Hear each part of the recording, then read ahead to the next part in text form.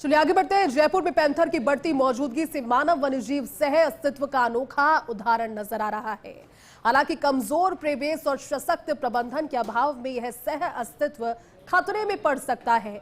Leopards का इंसानी बस्ती में आना इस बात की ओर इशारा है कि जल्द ही लेपर्ड कंजर्वेशन और प्रोटेक्शन के ठोस उपाय अगर नहीं होते तो भविष्य में मानव वन्यजीव संघर्ष और ज्यादा बढ़ सकता है।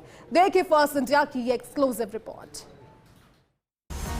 राजधानी जयपुर में लेपर्ड प्रोटेक्शन और कंजर्वेशन के लिए बने पायलट प्रोजेक्ट का क्रियान्वयन आवश्यक है, क्योंकि यहाँ पैंथरों की आबादी का घनत्व सबसे अधिक है।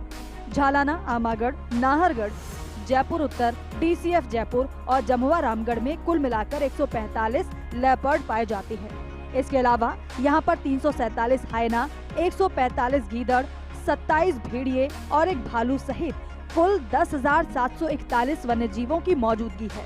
जयपुर में झालाना और आमागढ़ में 2 लेपर्ड रिजर्व स्थापित हैं, जबकि नाहरगढ़ में तीसरे की तैयारी चल रही है। हालांकि इन क्षेत्रों में प्रे बेस कमजोर है, जो चिंताजनक है। हाल ही में कुलेश्वन, एमएनआईटी और कैम्बे गोल्फ रिसोर्ट में बेघरों का लगभग स्थायी बसेरा भी देखा गया है। पिछले 5 वर्षों में लेपर्ड की आबादी में आने की दर्जन भर से अधिक घटनाएं हुई हैं। वन्यजीव प्रेमियों का मानना है कि विभाजन स्तर पर एक एक्सपर्ट कमेटी का गठन जरूरी है। उनकी मांग है कि राज्य स्तरीय योजना को जल्दी से लागू किया जाए, ताकि मानव वन्यजीव के बीच शांतिपूर्ण सह अस्तित्व को बनाए रखा जा सके। योजना में देरी होने पर ये सह अस्तित्व दरार में बदल सकता है और दोनों पक्षों के लिए समस्याएं उत्पन्न हो सकती है।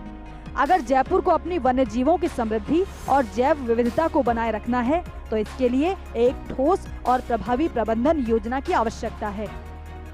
राजस्थान में पैंथर की संख्या में तेजी से वृद्धि हो रही है, जो सुरक्षा और संरक्षण के लिए एक गंभीर चुनौती बन गई है।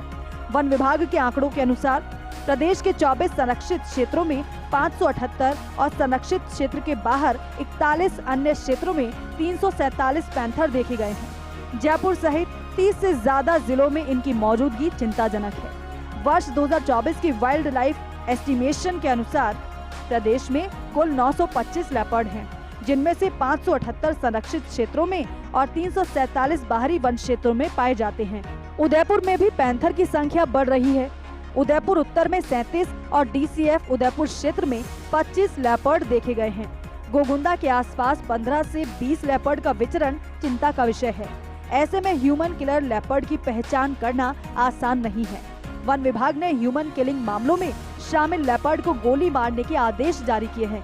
इसके लिए आर्मी, हिंदुस्तान जिंक और पंचायत के ड्रोन का इस्तेमाल किया जा रहा है। हालांकि 4 लेपर्ड पकड़े जाने के बाद भी ह्यूमन किलिंग की घटनाएं जारी हैं। इसीलिए ये आवश्यक है कि दीर्घकालिक योजना बनाई जाए, जिससे मानव वन्यजीव संघर्ष को कम किया जा सके। विशेषज्ञों की मदद से ह्यूमन किलर एनिमल की पहचान में कई दिन लग सकते हैं। स्थिति की गंभीरता को देखते हुए सुरक्षा और संरक्षण योजना की तत्काल दरकार है, ताकि इस बढ़ती समस्या का प्रभावी समाधान किया जा सके।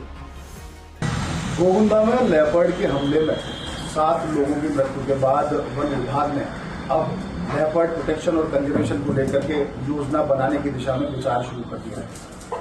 हालांकि ह्यूमन किलर लेपर्ड को गोली मारने के आदेश जारी किए गए हैं, जो राजस्थान में अपने आप में पहली घटना है। लेकिन निश्चित रूप से जिस तरह से लेपर्ड्स की आबादी बढ़ रही है, वन विभाग को एक समेकित योजना तैयार करनी होगी, जिससे वन और वन्यजीव संरक्षण भी पुख्ता हो और इंसान पर वन्यजीवों के हमले भी रुकें। Nebal Tiwari, first India news, Jaipur.